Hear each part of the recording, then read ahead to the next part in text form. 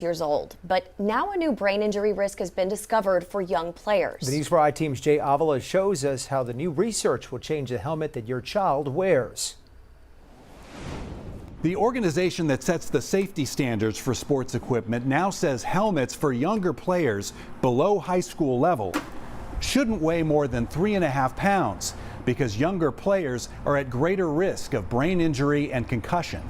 The youth football helmets for 7th and 8th graders at school districts around San Antonio weigh from 4 to 6 pounds. The same goes for helmets worn by kids in youth leagues, where the players are as young as 6. My son's favorite player is Jamar Chase. Michael Ford's son played for the San Antonio Outlaws, and he manages equipment for the team.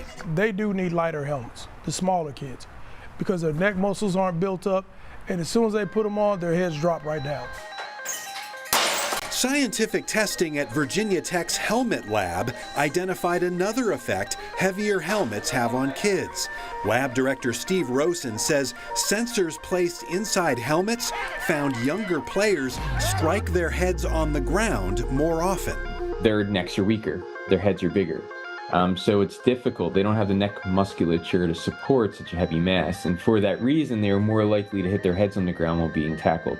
That raises concerns about CTE, the deadly brain disease caused by head impacts and concussions that's led to the deaths of some NFL players and amateur athletes. Michael Ford says the new helmet weight standard is big news for him and other parents. Well, whatever protects the kids, I'm all for it. Like I said, as long as it's affordable, parents will buy in.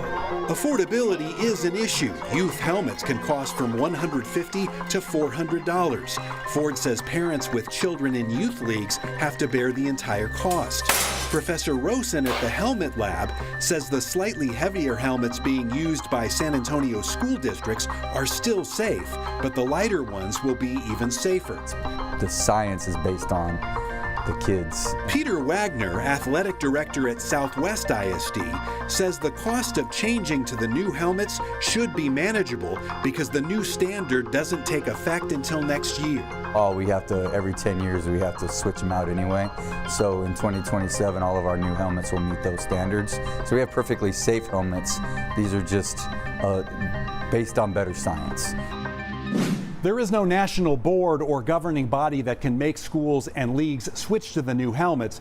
But after September of 2027, manufacturers will no longer be able to make youth helmets that are heavier than the new standard. For the News 4i team, I'm Jaie Avila.